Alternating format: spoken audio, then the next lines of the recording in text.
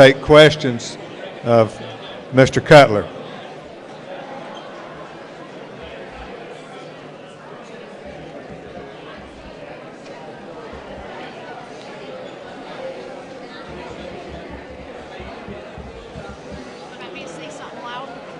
I don't want to holler. No? I don't want to be ugly. Okay. It is good. All right. We're going to get started. You don't want to miss it.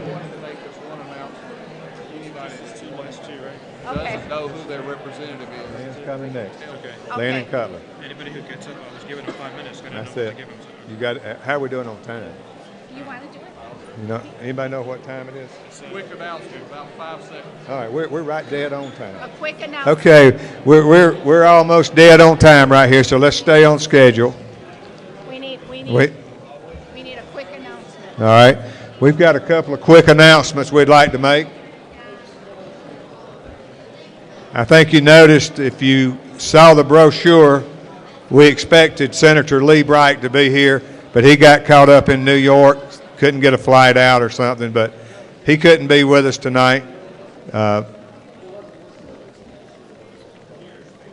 And Representative Gary Smith out of Greenville County, he wanted to be here, but he couldn't make it tonight either. But they wanted us to know they're on our side. They're going to fight this. And we have one more announcement that Mr. Harvell. Ms. Diane Hardy, who is over here at the table, wanted me to make note to you that if you do not know who your state representative is, she can point you in the right direction. So anyway, Diane Hardy has done many good things over the past few years. Registration by party with the state Republican Party and things like that. And anyway, she's a great lady, and she and her cohort, Stacy Shea, do a wonderful job in this. And if you'll see her, if you don't know who your representative is, very important, see Diane right over here. Thank you. All right, good. All right, I had one more story to tell, but they told me I can't. We're too close on time. So after Lynn speaks and after Mike Cutler speaks, we'll take questions, but we're going to wait and take them at the end. Michelle, come introduce Lynn. Okay, I'd like to introduce my sister in Christ. My son's best friends with her son, and she's a wife, a mother, a homeschooler, and she also was a public school teacher for 8 years. And so she'd like to talk to you tonight about the biblical perspective of refugee resettlement.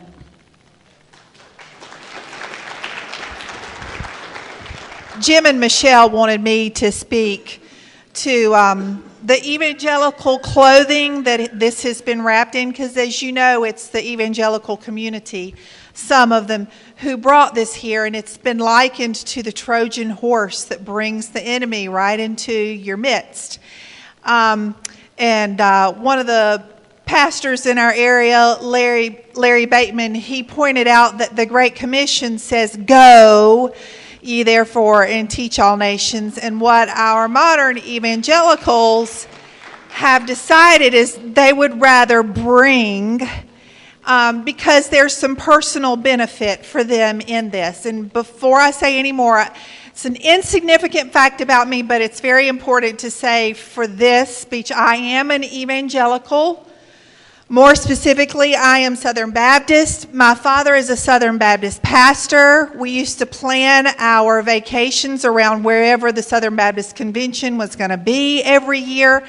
I've been very involved in the Southern Baptist Church all my life and know very well that it's not perfect, but I've always felt like it was the best thing, the closest to the biblical model of what God wanted the church to be. I've always defended it vehemently despite its imperfections.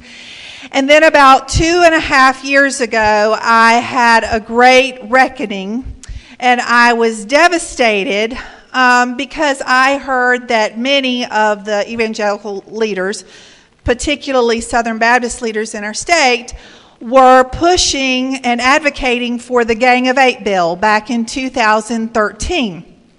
And most of us recognized that it was a whole nother version of comprehensive immigration that gives amnesty right now and a vague, unqualifiable promise of securing the border sometime in the future. Just trust us.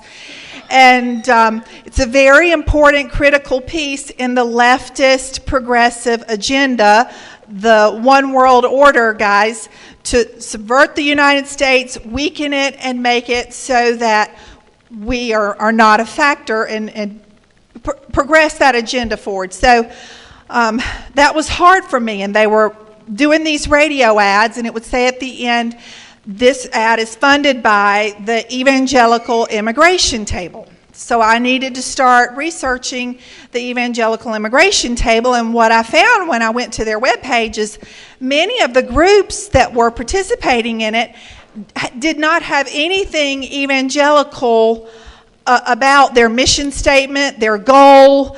Christ was nothing of interest to them. Instead, they were touting causes such as social justice and redistribution of wealth, and that's readily recognized as communist speak. And the guy, I researched more, and the man who started it was a man named Jim Wallace. And he does not use communist code speak.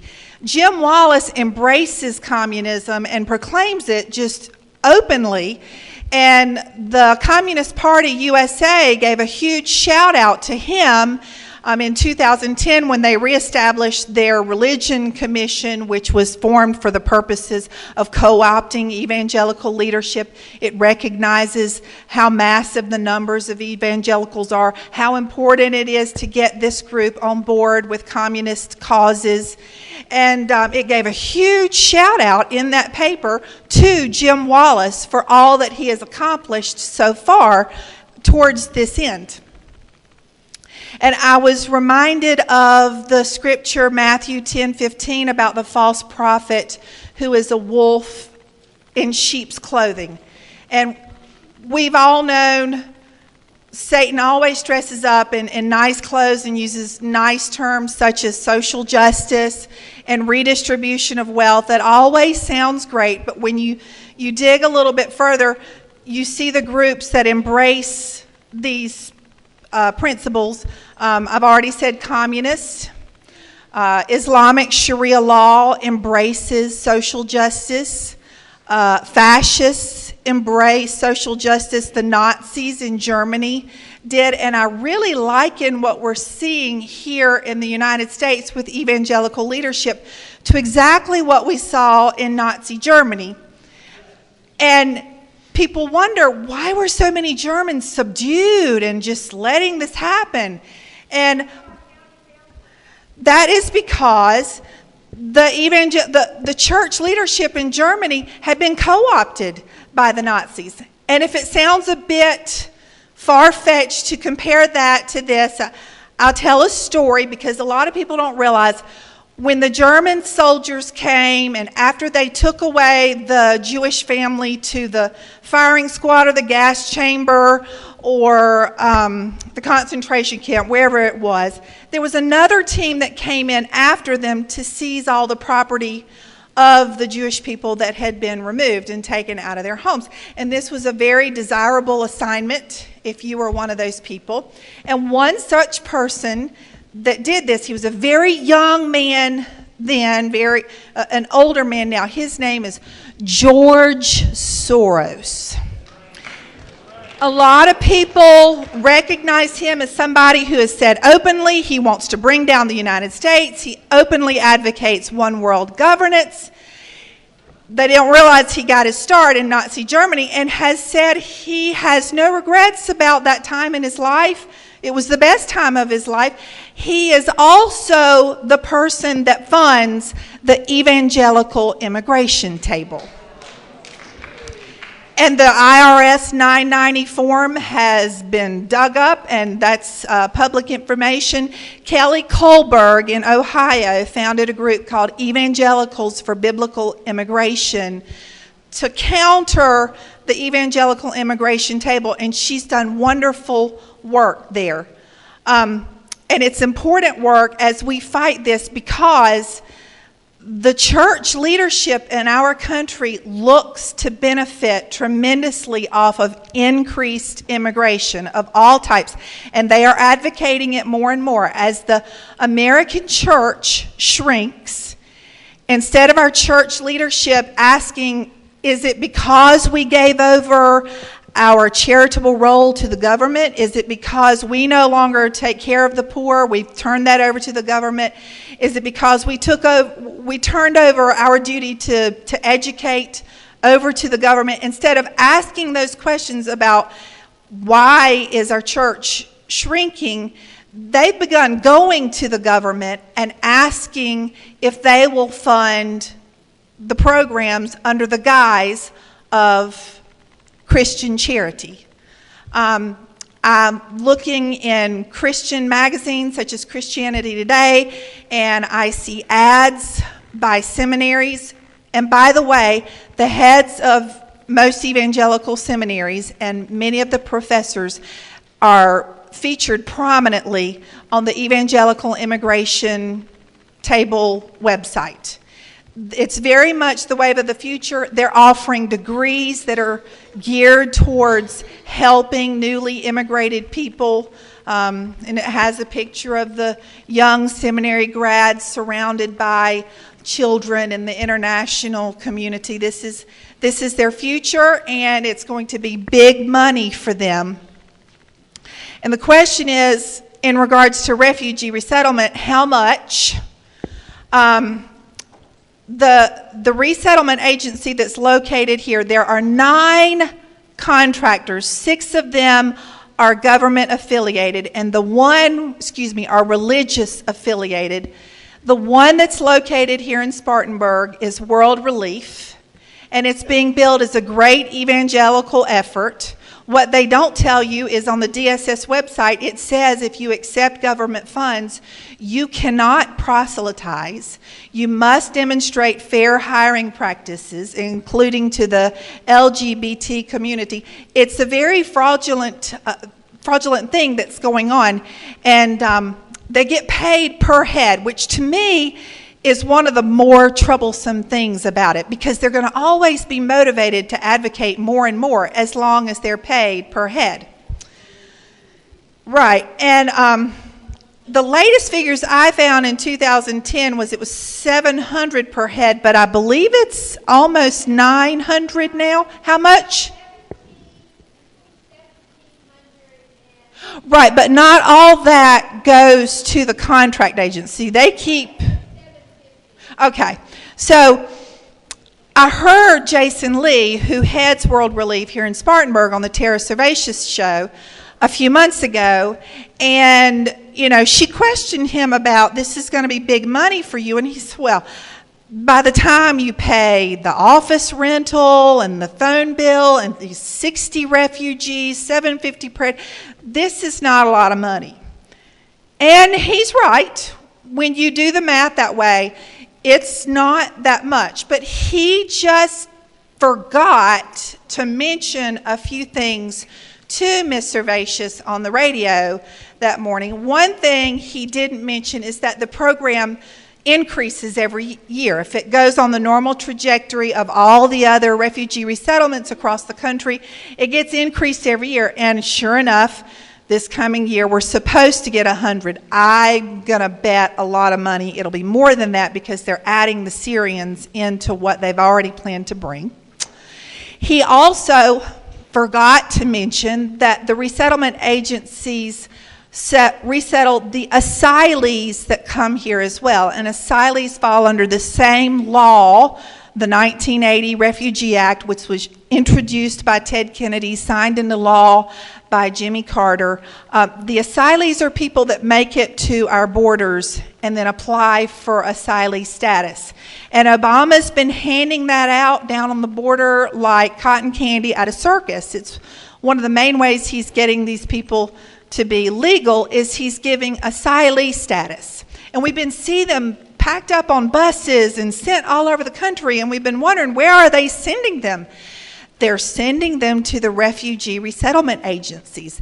That is who processes them once they get their asylee status. So On top of the refugees, they're also going to be processing many of these asylees. He forgot to mention that. He also failed to mention that the family members of everyone that is given asylee and refugee status are then able to come over on a visa program. And his office will be processing what will end up being thousands of those as well. So you see the dollars, big time money to be made for the resettlement agency, and the taxpayer is stuck holding the bill, not just for the resettlement agency, but our state and local funds, because as refugees, they get full benefits. I mean, coming as a refugee and asylee is really the best way to come as a legal immigrant to the United States. I know that you guys want to get to Michael Cutler, so I'm just going to not say much more. I do want to say one more thing in regards to it being billed as this great evangelical effort. What we see everywhere these resettlements are set up is not a lot of new churches. There are a lot of new worship centers. It is a lot of mosques.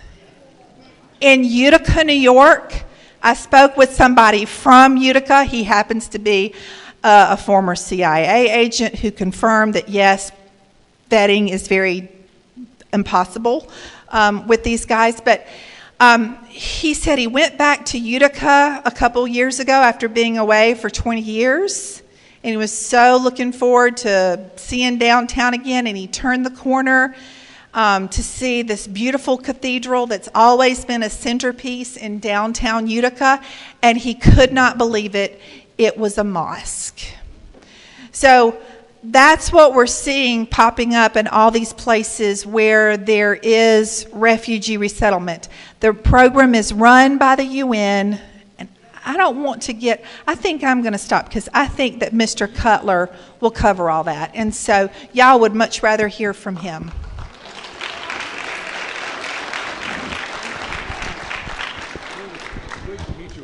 Yes. It is my honor to introduce Michael Cutler, who is uniquely supposed to be here. He is absolutely the one who is in this country, who is I think the best expert to talk about this issue.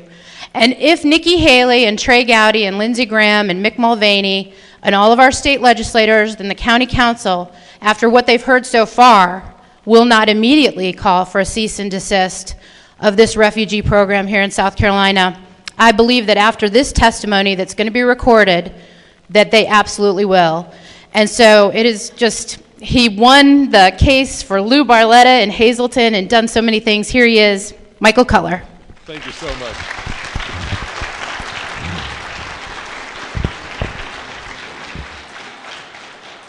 Actually, you should be applauding yourself, I have to tell you. To come here tonight, on Sunday night, and see a packed room like this gives me a sense of warmth that I can't begin to tell you. I've traveled halfway across the country and have walked into a room with 35, 40, 45 people. To see this turnout blows me away. And I thank all of you for being here. I thank all of you for taking your citizenship responsibly and seriously. And if anybody thinks that individuals can't make a difference, I just want you to think of something. If I mention moments in history, the American Revolution, the First World War, the Second World War, you name it, it's only a handful of names that history remembers. The few people who stood up and made a difference in that moment in history when their action was essential. So when we hear, well, I'm only one person, what can I do? Think about General George Patton. Think about General Eisenhower. Think about those individuals who stepped forward and made all the difference in the world. Every one of us has the potential if we're willing to make the effort. So I just want to thank you, first of all, for being here. And I want to tell you that we've been talking about refugees, and I happen to be Jewish. My grandmother died in the Holocaust. I was named for her. And when I was a B'nai B'rith president, and if you're not familiar with the B'nai B'rith, it's a Jewish service organization. We did all sorts of great work. We worked with charitable organizations.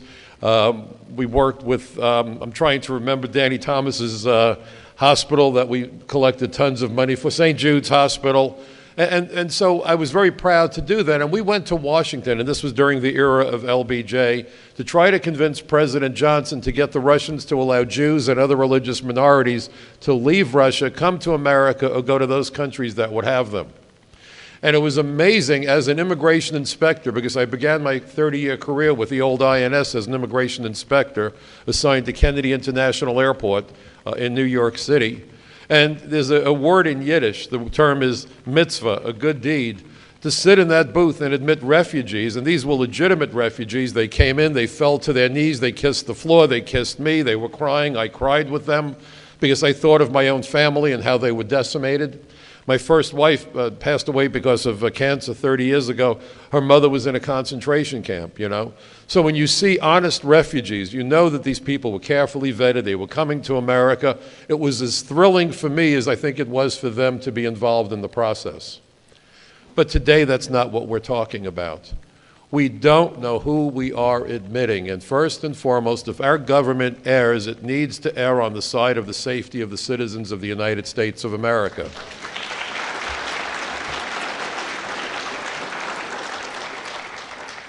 In 1993, our country suffered 2 terrorist attacks. First, in January 93, a guy by the name of Mir Al-Milkansi shot up the CIA. He was a citizen of Pakistan who had applied for political asylum.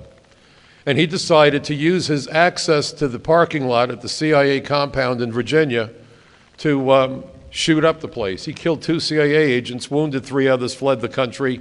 We brought him back here, put him on trial, found him guilty, had him executed subsequently, but it didn't bring back the dead.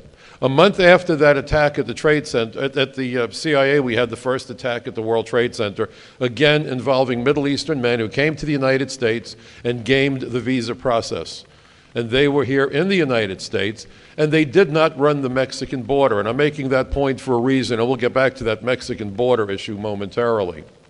Some of these individuals had actually applied for and received political asylum. Ramsey Youssef, classic example. He walked into Kennedy International Airport with a bogus passport, said the magic word political asylum, and we gave him asylum ultimately. He was a guy who did inestimable damage. We had a guy, Mahmoud Abu Alima, who got agricultural amnesty a la Chuck Schumer. Chuck used to be my congressman. He was never my representative. Even though I'm a registered Democrat, we had some pretty heated arguments, he and I. Of course, Anthony Weiner, or Mr. Weenie as I called him, was his protege. My son worked for him as an intern, and boy, I could tell you stories about that. But the point was that Mahmoud Abu Alima got agricultural amnesty, allegedly having planted beans in a farm in Florida. The only thing he ever planted was a bomb in the garage of the World Trade Center that ultimately killed 6 innocent people, injured over 1,000 people, almost brought the tower down sideways. And for folks who live in a rural area, it may be hard to imagine a building that stood over 1,400 feet tall, almost a quarter of a mile into the sky, 110 floors, tens of thousands of employees. Had it come down sideways, as horrific as 9/11 was, this would have been a level of damage that's hard to even comprehend. The wall that kept out what they call the seawall, the bathtub that kept out the Hudson River, probably would have been breached. Lower Manhattan would have been flooded. This would have been a catastrophe unparalleled in the history of the human race. And the Clinton administration did absolutely zero.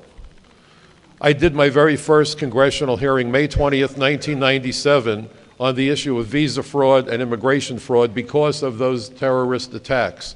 The concern was that our visa process and our immigration laws were not doing what they needed to do to protect our country. And let's remember why we have borders and why we have immigration laws. First and foremost, they exist as our first line of defense and last line of defense to protect American lives and to protect the jobs of American workers.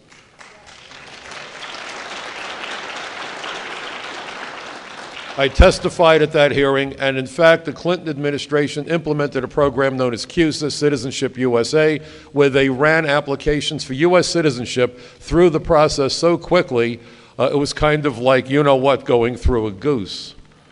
And when district directors complained about it, they were threatened with being fired. And I know, and this is a little bit of an aside, I know Newt Gingrich, and I know that on the conservative side of the aisle, there are a lot of people that say, boy, those civil servants, we got to fire the bums that don't do their job. What people don't understand is that the reason for civil service protection isn't for the civil servants, but for the American people. We saw it with the IRS. If you allow people in charge of government to be able to reach down into individual offices and threaten to fire people, they will really do some pretty outrageous things out of desperation to keep their jobs. And so the agents complained bitterly. The adjudications officers complained bitterly.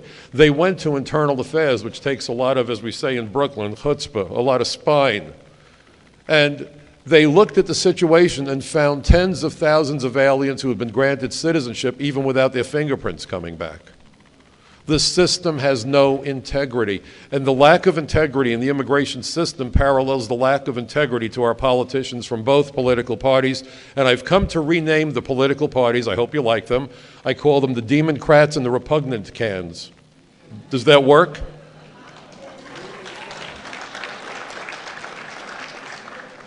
Because you see, their goal is to take those campaign contributions that are little more than legalized bribes and do the bidding of the people who write the checks. So they say that we're doing what you want. They spend $1 gazillion. The drones on the border are a great example. I was on with Neil Cavuto one day, and Neil said to me, you know, there's fewer arrests along the Mexican border by the Border Patrol, so that means there's fewer illegal aliens present in the United States. And I said, look, Neil, trying to figure out how many illegal aliens are present in our country based on Border Patrol arrests is kind of like trying to take attendance by asking people not present to raise their hands. It doesn't work. But I said it's a lot more than the Mexican border. And he said, well, we have drones on the border. I said, those drones are next to worthless. I said, I would rather put up helicopters with armed Border Patrol agents on board. If an agent is in trouble on the ground, the chopper can land, back up the agent, and protect that agent. If there's a bunch of illegal aliens, the chopper can land and help to make arrests. All that drones can do is take pictures. By the time I got home, I had an email from a Border Patrol pilot who said to me that when they heard I was going to be on the program, they all got excited and they said, before we go on patrol, let's hear what Cutler has to say. And when I said what I said, he said every patrol agent in that room jumped up and started going crazy because they are so angry. Because do you know that for the price of one drone, you can get 4 helicopters with agents on board? Do you know it takes 17 people to run one drone? Now, there may be a place occasionally to have a drone go up in bad weather. You don't want to risk agents' lives. I agree with that. But why would you opt for drones that can't make arrests over patrol agents on board choppers that can land and make the arrests and protect other agents on the ground? There was a study done by a senator going out the door, Senator Coburn, who looked at the drones. And the GAO came in and did a study. Guess how many arrests have been attributed to the drones? 0. And after the study came out, the Department of Homeland Surrender, as I now call DHS, ordered more drones.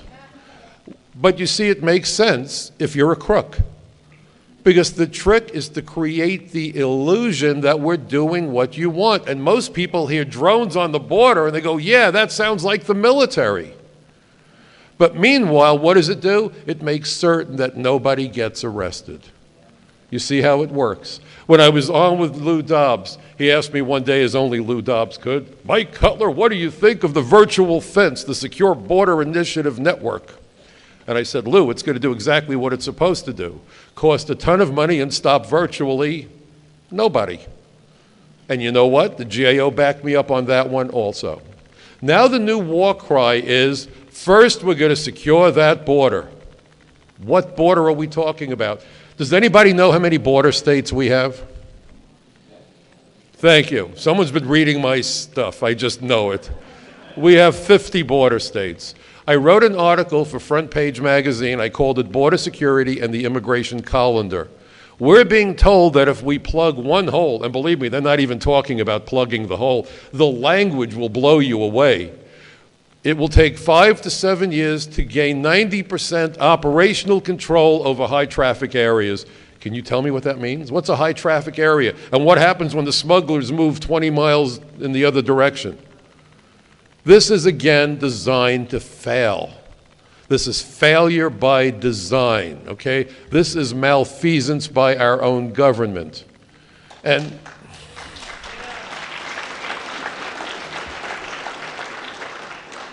so it's intentional. And so what they're telling you, well, but let me ask you a question. Supposing I was working in a department store and you said to me, I need a bucket. And I said, okay, here's a colander. I'm going to plug one hole, use it as a bucket. Is there anybody here who's buying that bucket? But isn't that what they're telling us with the Mexican border? You see, any state that lies along the northern and southern borders is a border state. Any state that has access to the tens of thousands of miles of meandering coastline is a border state. Any state that has an international airport is a border state. And the 9/11 Commission, to which I provided testimony, made it clear that virtually all of the terrorists, with a couple of exceptions, because they looked at terrorists over a period of 10 years, they looked at 94 terrorists, almost all of them came through international airports. None of the 9/11 terrorists came through the border, the Mexican border. So why then are we being told, first we're going to secure the border, and then we'll give all the people who are here lawful status? Does that make sense to anybody? No.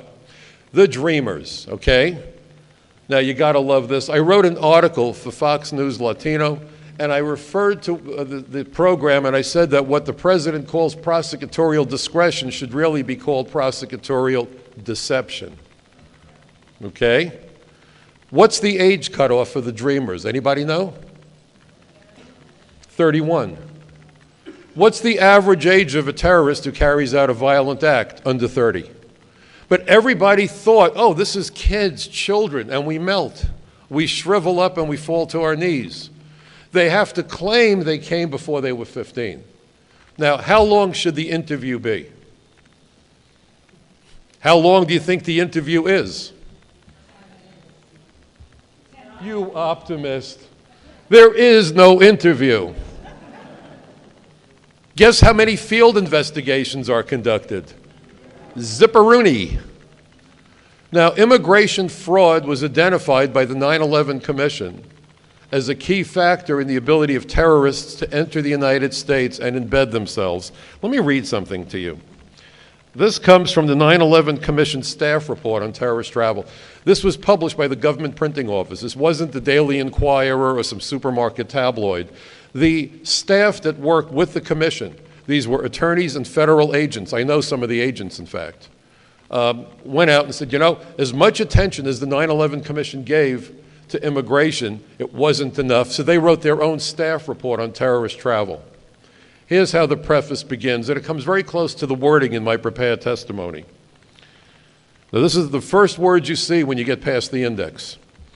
It is perhaps obvious to state that terrorists cannot plan and carry out attacks in the United States if they are unable to enter the country.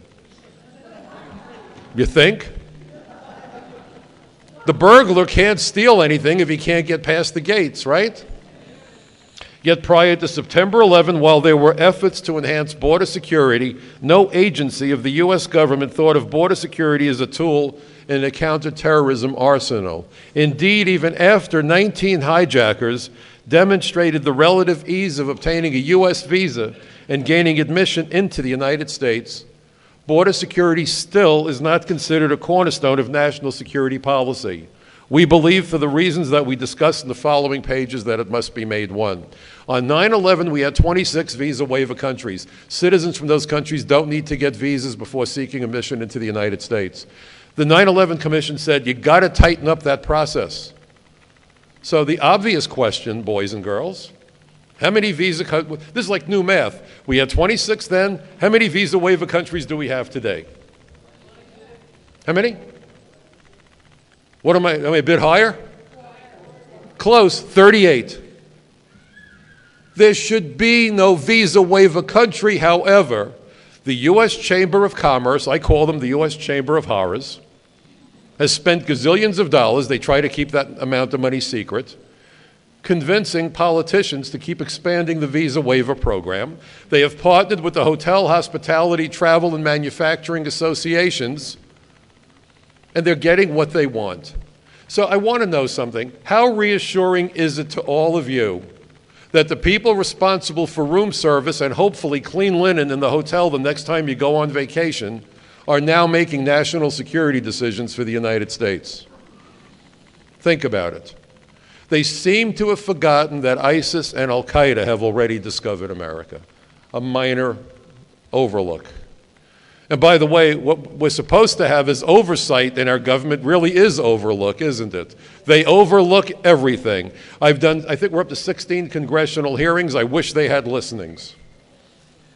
Now, we talk about immigration fraud, so let's flip to page 47 of that 9/11 Commission staff report on terrorist travel. Once terrorists had entered the United States, their next challenge was to find a way to remain here.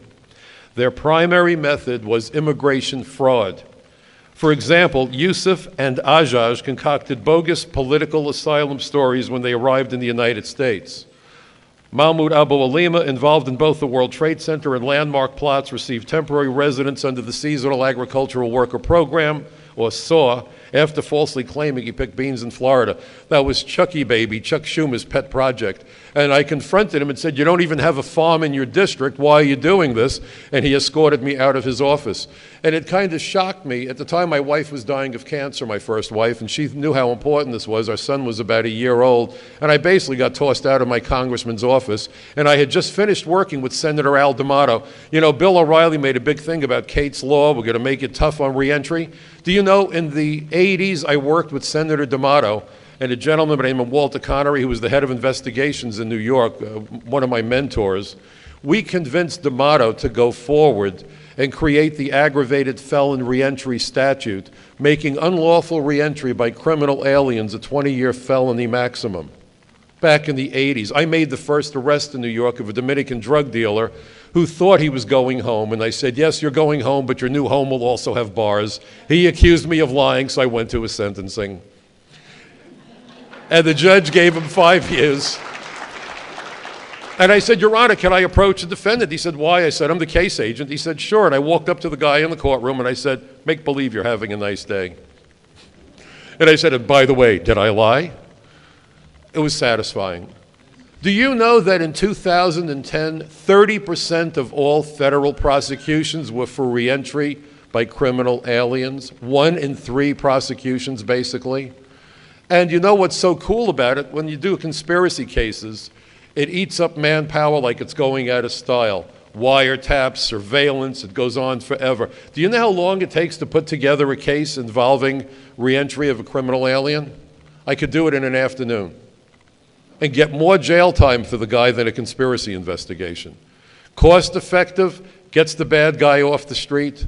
You see, it's not that the system is broken. The system doesn't have the resources or the desire to do the job. This is like saying the Ferrari that's out of gas needs a new engine. No, it needs a couple of gallons of gasoline. We need the agents to do the job. We need leaders that want the job done. And my gosh, we could solve the problem, but they don't want the problem solved.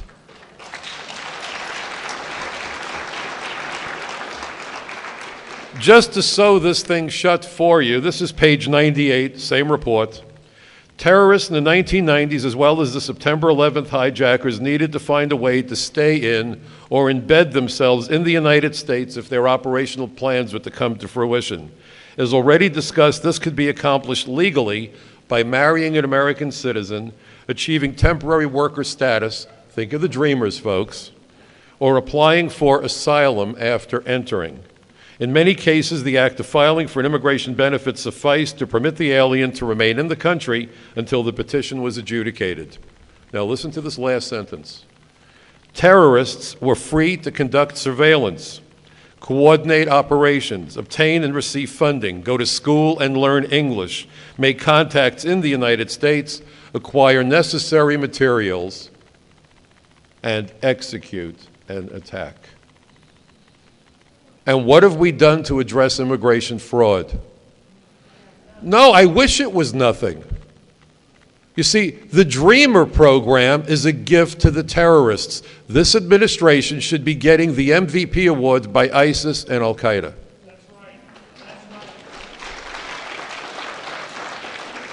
But understand, it's both parties. It's the repugnant cans as much as the Democrats. And you know, in New York, we had a sanctuary policy in place. And guess who continued it? America's mayor, Mr. Giuliani. In 1986, I physically put a dirtbag by the name of Ronaldo Rayside on an airplane. He had been ordered deported from the United States because of drug convictions. He had had a green card and he blew it. The guy had an extensive violent rap sheet.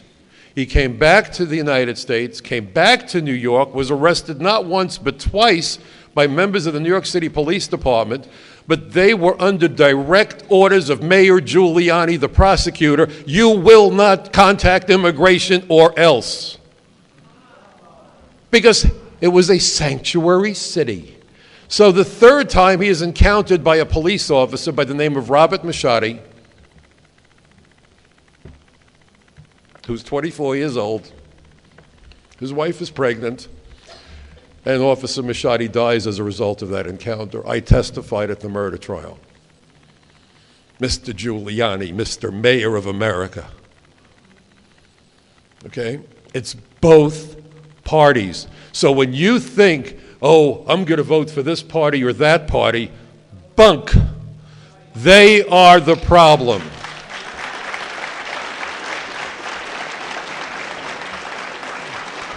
By accident, I met Police Officer Machadi's daughter. I was in my supermarket. This pretty young girl was opening up a line. I was in a rush to get home because there was snow falling, and I figured I'll get home before the streets turn to a skating rink.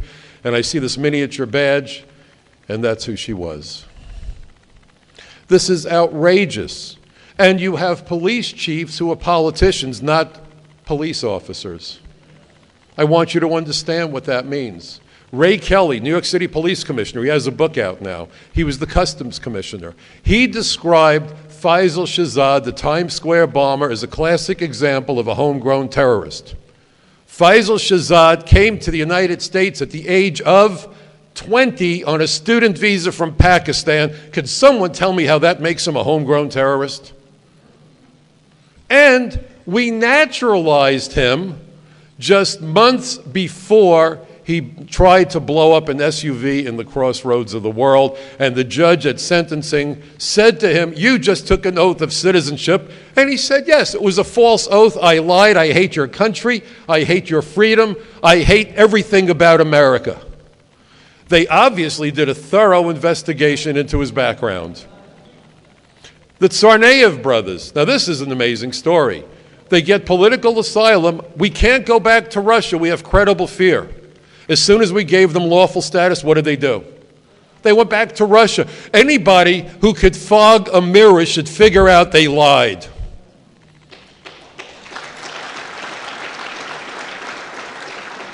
But no one figured it out. They do the terrorist attack, and their sister, for a year afterwards, then some, is floating like a butterfly around the United States. And eventually she threatens to blow up her ex-boyfriend. It seems to be the family business. And then they put her on trial. Can you tell me why she wasn't brought in after the brothers were identified as the terrorists? No, the point is you have probable cause that she committed fraud. The whole family apparently committed fraud. This wasn't low-hanging fruit. I said this to Jeff Sessions, Senator Sessions, when I had the privilege of being with him. He's a hero. I wish he would run for president. And I said to him and Louis Gohmert, another good guy, I did a panel discussion. With them. I write for the David Horowitz Freedom Center, Front Page Magazine. I write for a bunch of websites. And I said to them, I said, this woman wasn't low-hanging fruit. She was fruit in the basket. I mean, what are we doing? I wrote a commentary in 2006 or 2007 about comprehensive reform. I gave it a new name. You know, this idea of giving millions of people identity documents who snuck into the country. Comprehensive reform? Not so much. I came to call it the Terrorist Assistance and Facilitation Act. I'm working on my candor. I don't know if I'm there yet. Well, Senator Sessions liked it so much, he quoted me from the floor of the Senate on 3 separate days and then sent me a certificate to commemorate it. We've got to be outspoken. We've got to arm ourselves with the facts. But you have all the candidates, with the exception of Donald Trump, saying, well, let's secure the border.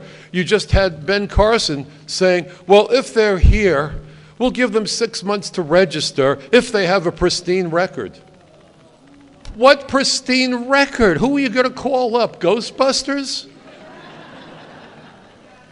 And you know, Chuck Schumer, I keep calling him Chuck the Schmuck, Chuck Schumer, who drives me crazy, went before the cameras and said, you know, the reason we have people trespassing on landmarks like the Brooklyn Bridge and the Manhattan Bridge and the World Trade Center is because the penalty in jail isn't strong enough. We need to make a federal law that if you trespass, you go to jail for 5 years. That's pretty stiff. Wow, I'm impressed. However, when you trespass on America, he thinks you've earned the path to citizenship. Does anyone see a disconnect here? You see, these aren't undocumented immigrants. They are illegal aliens. They are entrants without inspection. And as an agent, if my boss came up to me and said, hey, Mike, who did you arrest? And if I said the guy's an EWI, that answered his question. EWI, entry without inspection, you see? But Jimmy Carter started this game, this Orwellian game, and it's not political correctness. We've got to be so clear about this. I'm politically correct. I curse a lot, I admit it, I'm sorry if I offend people. I won't curse, I promise you. But I always say all those so-called dirty words, if it wasn't for those activities, none of us would be here, so I don't know if they're that bad. I've spent too many years in law enforcement screaming at people. But the N-word is a word my kids have never heard me say. It's verboten. That's the kind of language I have zero tolerance for. So I'm politically correct. This is not about political correctness. This is Orwellian. And George Orwell said that in a time of tyranny, telling the truth was a revolutionary act. This is a time of tyranny.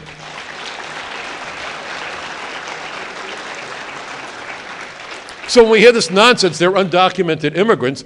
No, they are trespassers. No, they're illegal aliens. And the term alien is not a pejorative. It simply means any person who is not a citizen or national of the United States. It's a statement of fact. And the biggest problem that the other side has with that word, and I call them the immigration anarchists, by the way, is because it provides clarity to the argument. And when you're a con artist, the last thing you want is clarity. That's why magicians use blue smoke and mirrors, and that's why you don't want to buy a used car in a dark parking lot, because you need to see what's going on, and language illuminates the debate, and that's the last thing that they want is accurate language, so they can turn around and say, boy, that bum Mike Cutler is anti-immigrant. No, Mike Cutler is pro-enforcement. Pro-enforcement. And by the way, if you're pro-enforcement, you are pro-immigrant, because this country admits more than 1 million lawful immigrants each and every year. Every year we naturalize more than 500,000 new citizens. How on earth can you be anti-immigrant when you support the very same laws whereby we admit more immigrants than the rest of the world combined? You must never allow your enemies to define you, because I promise you, you will lose. I was going to be a speech instructor in college when I had the opportunity to become a federal agent. It's all about the debate.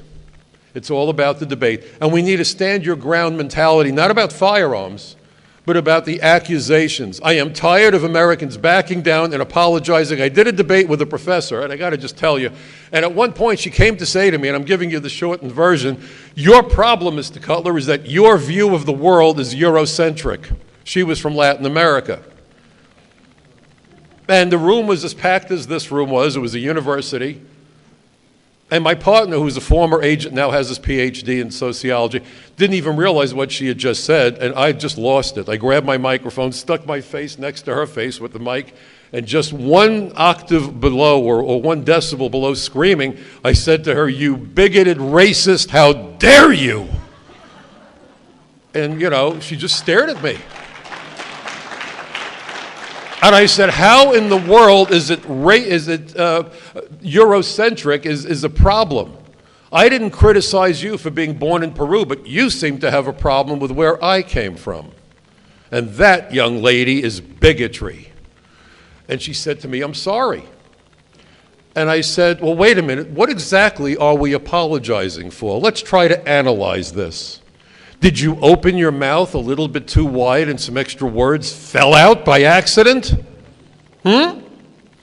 I said, those words were carefully selected. They were intended to intimidate me, but you got the wrong guy on the wrong day on the wrong darn venue. And she started crying. I said, will someone give this woman a rag to wipe her face? And you know what was remarkable? The professors came up to me afterwards and said it was refreshing. I said, I will never apologize for allowing my nose to get in the way of someone else's fist.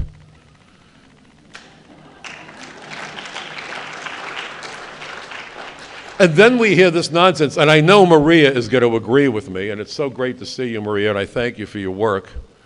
But I have to tell you, and I thank Christina also. I should have started out by thanking Christina for her great work. And of course, Lauren Martell. We can go down this whole list here. But when I hear about the Latino vote, I want everybody here to just stop and think about something. Is that not the most despicable form of profiling you've ever heard? The Latino vote? You mean anybody whose last name is Espinoza or Rodriguez or Garcia thinks the same way? Oh, those people. Or the Jews, yeah, the Jewish vote. Or the blacks. I was in this university classroom. There were 15 black kids in the classroom, and I said, well, I know you guys are all studying the same course of study and have the same dreams and aspirations, and you probably all drive the same car, right? Because what else does the black vote mean or the Latino vote mean? I said, this is a disgusting form of profiling, and those people that conduct those polls, which is a cottage industry, should be out of business. I wish they'd sit on their polls and let it penetrate. There's an image. So you have politicians chasing a mythical vote. Did you ever play with a puppy and a flashlight and watch the dog run after the light?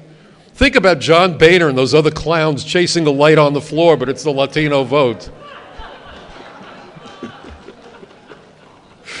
Yes, I'm bad. I really am. But look, we are in a struggle for our survival. And this isn't racism, and it's not bigotry, and if we allow ourselves to be intimidated, we will lose. Okay. What I want everyone to understand about the refugees is the vetting process. That's wherein lies the problem. There was an article 3 days ago about a British journalist who, without even going to Syria, by the way, was able to purchase a Syrian passport that was issued, and a driver's license, and an ID card, all in his name, all on authentic paper, all made on the proper printing press. Because ISIS has overrun government offices in Syria, and they're stealing all the above. And they're using the names of the deceased, so if someone tries to see if it's a real name, they will find out it's a real name. I will tell you that the Russian mob came to New York by claiming to be persecuted Jews, and they weren't Jewish. And this went on for many years. You see, I am sympathetic to refugees in ways that maybe some other people aren't. But we are forgetting that our compassion must start at home first.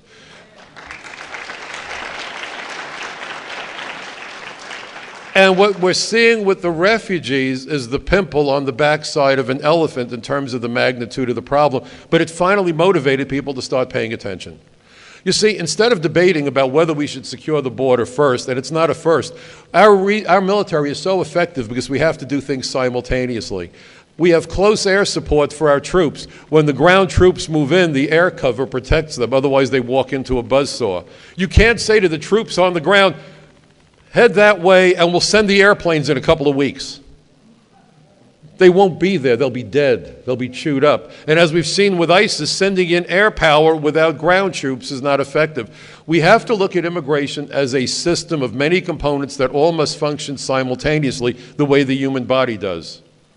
You know, you don't take a breath and then hold your breath for 5 weeks while, it's got to happen simultaneously. And we're being lied to by our very own government because there's too much money to be made. And it's also, you look at the H-1B visas, and I know you want to talk about the refugees, but we're bringing in more foreign workers right now every month than the number of new jobs that we are creating. And this is high-tech jobs. And by the way, and I have to make one other point, and then yes, 1 second, Christine, I just got to make this point, bear with me. Because you see, we tend to listen to slogans. And so the new war cry is wage equality. Alan Greenspan addressed wage equality for Chuck. And what it really means is making American workers compete with foreign workers to get rid of the wage premium that they're being paid, because he used the term, you know what the term Greenspan used to describe American high-tech workers? Privileged elite, earning a wage premium that should not be substantiated because they're being shielded from foreign competition. That's what our borders and our laws were supposed to do. The Labor Department used to run immigration. And the money we're losing is hundreds of billions a year in remittances. If we got rid of the money flowing out of the United States, it wouldn't only pay for the enforcement, it would pay down our national debt. And by the way, if you want enough the border is secure, one last point, then I get to you, Christina. If you want enough the border is secure, do you know the metric that nobody can mess around with? The price and availability of heroin. We are in the worst heroin epidemic ever, and in New York State, Governor Cuomo just now allocated $272,000. You know where they're now providing the antidote to heroin overdoses? Public school nurses.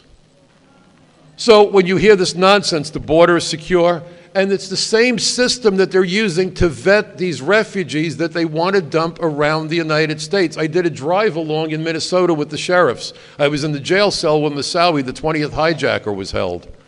They have enclaves where it's almost impossible to walk in or drive into that area without feeling super uncomfortable. We are developing enclaves in our own country which could quickly degenerate into the no-go zones we've seen in France. And this isn't about bigotry. And when people start telling you you're a bigot, stand up and say, no, this isn't about bigotry. This is about our future. You know, the difference between an illegal alien and an immigrant, for clarity, is comparable to the difference between a house guest and a burglar. And I know Christina is going to throw something at me if I don't. Go ahead, Christina.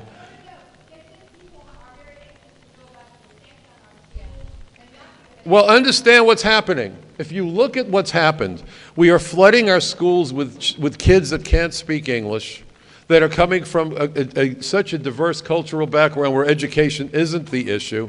The Congressional Budget Office said that to educate a child who can't speak English costs over 20% more than to educate a child who can speak English. So resources that should go to kids perhaps with learning disabilities. My youngest son has a form of autism, Asperger's. Because of early intervention, he's now on a full scholarship for City College School of Engineering. I don't want to imagine where he would be now without that money, without that program. We are cutting the funding because of all of this. So it's an either or. Either we take care of our own or we don't. And charity begins at home. This makes no sense. And when we start spending money on welfare and other programs, what we're doing is looting our economy. This is not sustainable. This is not sustainable. But you see, the politicians don't care because they are taking those campaign contributions. You know, I think they need a new position in our government, the official auctioneer. Maybe they can get the guy from the Mikomoto auction and be done with it. Because we are auctioning off the government. I wrote an article a couple of years ago. I called it The Fencing of America. And I didn't mean a fence as in the fence on the border. In law enforcement, the fence is somebody who sells stolen property. Our politicians, ladies and gentlemen, are fences. They are selling our country out from under us. They're selling us out, and they're selling our country. Christina, is there anything that I missed? Because she's the professor. All right, the solution. We've got to push back. We've got to be very clear with the politicians. You know, what's so gratifying for me to come here and see this room filled with enthusiastic people. And I'll be honest, I mean, yes, there's some older people here, but there's also younger people here. And that's exciting for me because I've gone to meetings with 30 or 35 people and they're over the age of like 85 and 90. And you say, where are the kids? They're going to school. We're running up student loans. Do you know student loans right now amount to more than $1.2 trillion in debt? And when these kids come out of school, they're not getting the jobs because they're competing against India. And do you know when the United States said that we were going to raise the price of the H-1B visas to help pay for border security, allegedly, do you know that India threatened to go to the World Court and sue us? These are not our friends. We right now have 400,000 foreign students studying STEM curricula in the United States. China leading the charge along with India. China is building a nuclear navy. I'd like $1 for every Chinese engineer who got his or her training in the United States. We've educated Iranians, I want you to think about this, in nuclear physics and engineering. We have Quds forces operating in Latin America. Peter King did a hearing about it. But then Peter King turns around and says, well, but we've got to take care of the Dreamers and we've got to have an amnesty. Once they come here, how hard is it for someone to conceal his or her identity? We know that the shock troops from Iran, known as the Quds forces, are in Latin America. There are terror training camps in the tri-border region of Brazil. So the problem is when they come here, we can't verify who they are. They're getting false ID. This is an act of national suicide. And so when people start to, one sec, Laura, I just want to make that one point. So what we're doing now is our government is operating against our own best interest, and it's inexplicable to me. Yes, Laura, and then I'll get to you. Yeah. All right, let me do that. I'm sorry, you're right. Okay. Here's the question I want you to know. All this talk about how the UN is allowing us to vet them. So here's the questions you want to know. How many times has our government said no to an individual? How many and what's required for us to say no? Can they simply say, I don't like this guy? Or do they have to back it up? No one's answering these questions. How often has it happened? It's like with the Dreamers. You know what the approval rate for Dreamers is? 97%. So do you think anyone's really scrutinizing? I'd like to know what the denial rate is or the rejection rate is, and these are the questions you should be asking the people who are supposed to represent you. How many times in the last year were people destined for the United States turned away by the DHS? Because I'm going to bet you that the answer is going to be close to zero. You see, and so even though the UN claims that we have the right to refuse the people they want to send us, in reality, we've become a rubber stamp. So on paper, yes, you have the right. We just never exercise that right. Do you follow my point? And then I want to know, if you look at the CIA, one sec, I'll get to you. You're next, I promise. The CIA has been very clear. We tried to train rebels in Syria. And it turned out that the people we trained were themselves terrorists and kidnappers and murderers. I don't know if you remember, we authorized a change in status in two of the dead terrorists 6 months after 9/11, Mohammed Atta and Marwan al-Shayh. I testified at that hearing. That's the lack of integrity to the system that still exists within the refugee program. We have thousands of Middle Eastern students who've gone missing in the United States with no resources to look for them. When they say that these folks have to stay within a community, who's enforcing that? You see, without the manpower, it doesn't matter what the law says. They can put up a speed limit, but if there's nobody with a radar gun and a summons book, what good does the speed limit do? So who's enforcing the restrictions? Who's making the decisions? How many times were people turned away by the government of the United States and it's stuck? Those are the questions that they're trying desperately not to have to answer. And the trick to this is to keep pushing this issue across the country. The more communities that say no, the more dissension that we raise over the issue, the more they understand we're not going quietly into the night any longer, the more that they may start to think twice. Show up at a congressman's office and say to them, listen, don't worry about me not voting for you. That boat sailed. I'm going to work to get anybody in over you, and I don't care if they take the guy out of a loony bin asylum. You see, they need to understand that they are now facing consequences for what they're doing, and it's got to be personal. We're going to take 10 questions. Okay. This gentleman has been at it for, let him go first. Sorry to keep you waiting. Mr. Cutler, you have a lot of good information. If this group, if we chipped in $20 apiece and brought some airline tickets to Saudi Arabia, and we found out who was coming into Spartanburg, and we had a sheriff that was ready to meet him at the plane. And we took him off, put him on another plane. Could we send him back ourselves as citizens? What would happen? You couldn't send them back. We can't see, and this is the one thing that people need to realize. Deportation is only something the federal government can do. But they're not legal citizens. They're forced on us from outside. They're invaders. No, yeah, well, but Do we shoot them? You're asking. I mean, You're this asking is me. crazy. I agree, it's crazy. But you're asking me what can do under the law. It's the immigration authority that's vested in the federal government to decide whether or not to admit foreign nationals into the United States. Well, But we haven't had a say. This is our town. This is our county. I understand, but you could turn around and say we don't want them to leave the airport once they're admitted unless you drive them out of town. You may be able to do that, but that's something that we have to look at the laws. I'm just telling you that when someone gets off an airplane, if immigration admits them, you can't turn around and say, get back on the airplane. You just can't do that.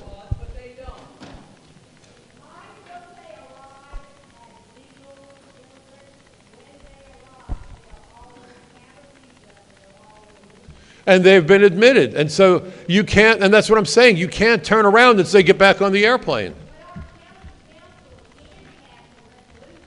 That we won't accept them.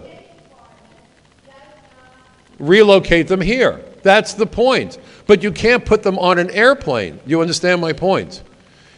When someone has been legally admitted by competent authority, you can't turn around and put the guy. Okay, we have a question over here. Hi, thank you. Yes. My name is Barbara Rosenthal Hi, Wilson. Barbara.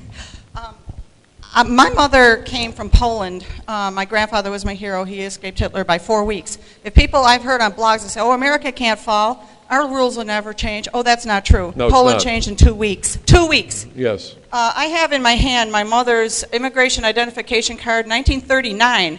She came on the troop ship from Canada. They converted luxury liners and sent them over to Gdansk, Poland, to the port.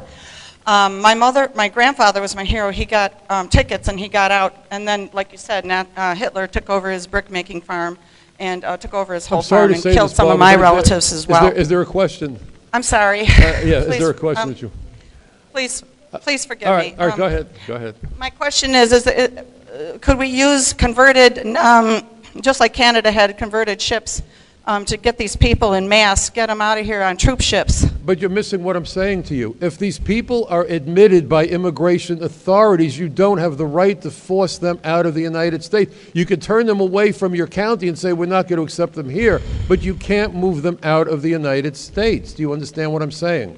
We can have this argument all night, and you can disagree with me all night, but I'm Fingerprint telling them, you. medical examinations like my mom. Christina.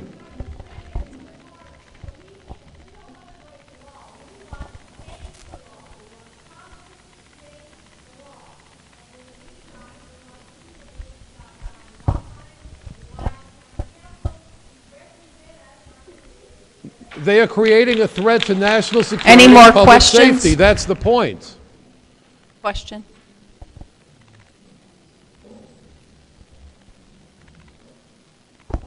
The source of this evil is Islam.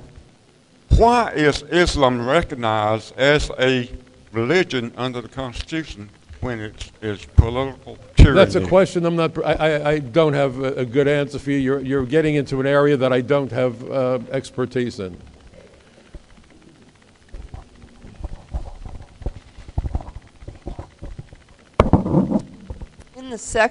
In the Second World War, at the time the Jews were put on some ships and they were shipped over here to America, and we refused to allow them to land. Yes. And we shipped them back, and many Right. of them But died. that was the federal Why government. can we not do that today? Okay, because that was the federal government. That was Roosevelt's decision. That wasn't done by sheriffs. That was done by the federal government. The federal government has that authority. Why are we allowing them to land or But be in this country? You're asking me a question that I can't answer. The administration and our Congress needs to answer that question, and we need to ask that question of them. Over and over and over and Repeatedly, over again. and they because they're need to know all your voice traitors. on the phone, okay? I mean, that's the best I can tell you. And they're all traitors to us. And one of the things that we need to tell everybody is Diane Hardy has computers over here. If anybody wants to send an immediate message to your congressman or At the back? Diane Hardy Okay. can help you do that on your way out. And this thing costs a little bit today, so if anybody wants to put any money in the donation jar on the way out, There's a young lady in the back, I guess, or... Okay, I just want to say something really quickly. The concern with this, of hope course, that was our heart okay. goes out I to hope some that of, was okay. to these children that we see on the pictures of the media, but the concern of this is it's going through the UN, and that the refugees that go to the UN are not the Christians because they get persecuted there. So if we work through the UN and the State Department, we don't have a say in what we're getting. You know, maybe we would want to look at considering working with Samaritan's Purse or something like that so we can save the Christians. But when we work through I don't trust, we saw with Hillary Clinton, we can't trust our State Department, and that's the beef I have with this. I don't want to work with the State Department on this, and they're getting paid by the head to bring them here, the contractors are, and they even have contractors paid to stifle citizen resistance on this. So that's what you need to know.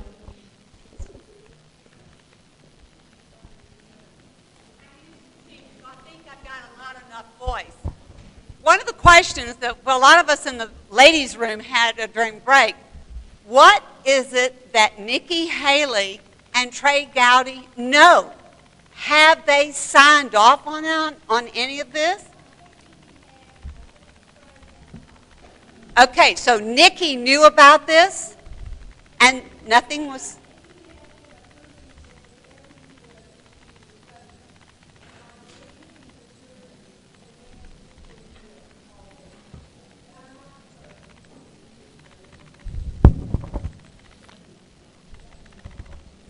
Do we have any more time? One more. All right, one more.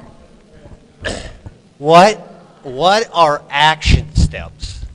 I mean, if we deny them if we deny them from coming into this area, then all we're doing is pushing them someplace else within this country. Yes. What are action steps we can do to stop this process that's going to make them here, we the people? I agree. I agree with you, and I came all the way from New York because what happens here impacts New York, California, and every other state.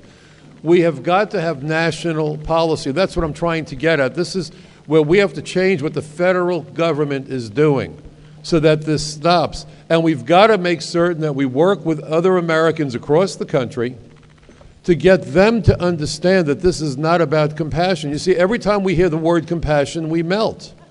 And why does the word compassion not apply to American children or American families? We keep forgetting that. And if anybody has any questions for Maria, too, and then the gentleman over here, he's been so patient. Yes. Let me just do one. Oh, goodness. Don's a great guy. I hope that was okay. Anybody? No, I know. Sir, first of all, I want to thank you for coming and your knowledge. Thank you. Second of all, I want to know one thing. We're talking about our borders being insecure, which they are. We're talking about all these illegal immigrants and the Syrians and these Muslims coming here. Why are we still allowing, right here in South Carolina, my home, this is the Bible Belt, they're letting them build a brand new mosque here. We have 2 training camps here outside the borders. One of them has over 5,000 of them training with fully automatic weapons, and we are not allowed to shut them down. Most of you folks don't know anything about this, but that's a fact. They're in our own backyard. Don't believe me, do your own research. They're here. Why can't we shut them down and get them out of here? And why can't we stop them from building mosques here? Because this is a Christian nation. We don't believe in a cult. We believe in Jesus Christ. Well, The basic question, I think, is how do we shut this refugee program down? That's the question. I think that's really the bottom line. And again, really the only way that's going to happen is by the federal government stopping the madness. We've got to make certain that communities across the country get hold of the members of the Congress and we force the issue. You know, the turnout we had here, we should be seeing this around the United States. People need to understand this is about not only their future, but their children and their grandchildren's future. All right, and Maria's going to take about 2 minutes and just Sure. kind of wrap up here. Really quick, y'all. I wish people hadn't left because I can really sense the frustration, and rightly so.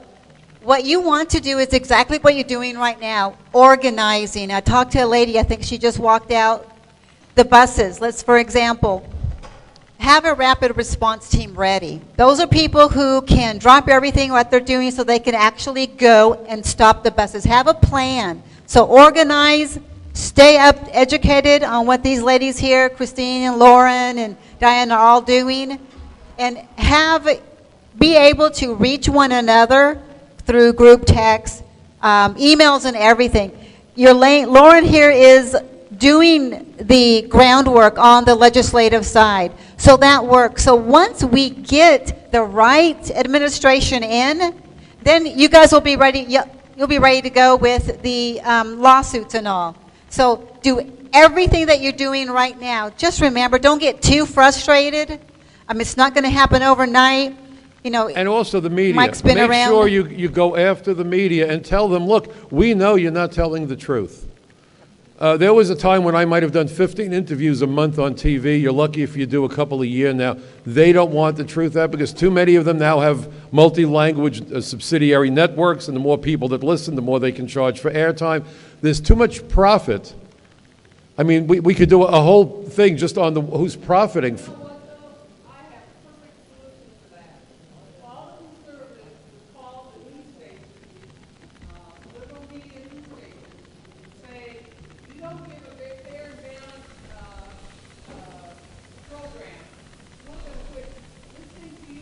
Well, you know what? They're not. That's a great idea. Don't buy their products, and they're going to report like they want regardless. I have personally boycotted the Houston Chronicle, which is the only paper in Houston for over a year now. We finally gave one interview, so don't go there for your news. Go ahead. There you Yeah. And that's perfect. And look, we have a campaign here. That's exactly how you do this, bit by bit, piece by piece. So maybe you can start a little initiative like that. Yes, ma'am.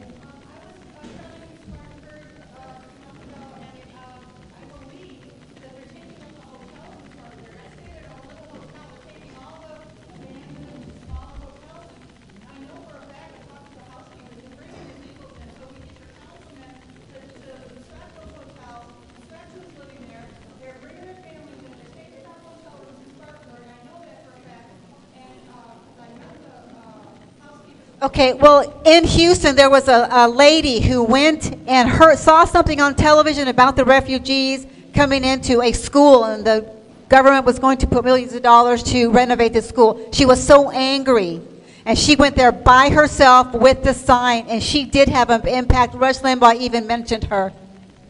All right, and one other thing that you can tangibly do is to do a Freedom of Information Act on the agencies that are involved.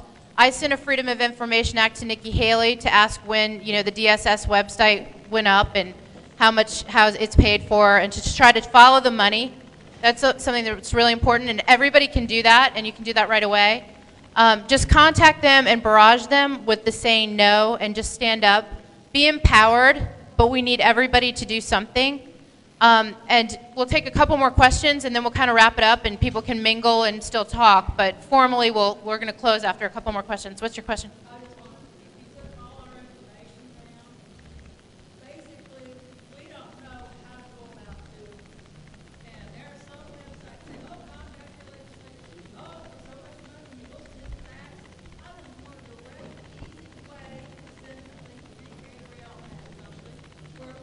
Yeah.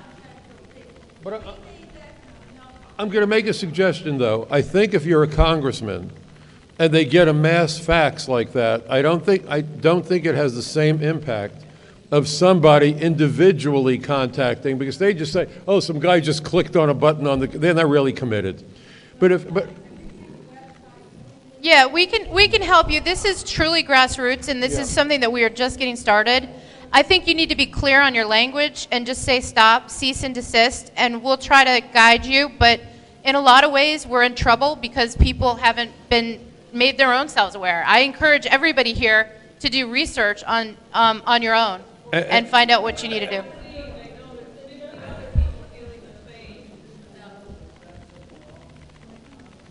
I'm sorry, I didn't hear that question.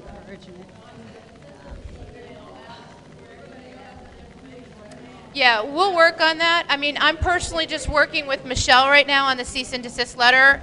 I think everybody has that right to go and do a cease and desist letter and do a Freedom of Information Act. Yeah. This isn't a simple issue. Oh, yeah. Lauren, can I do a little encouragement? Okay. Yeah, yeah. I want to encourage y'all that right now it seems very difficult and you're frustrated, but know that every move that you make, we are building our little revolution. You know, you are the troops and you're getting better at what you're doing. So organizing and reorganizing and being able to strike together is really important. I think they're all done. Thank you.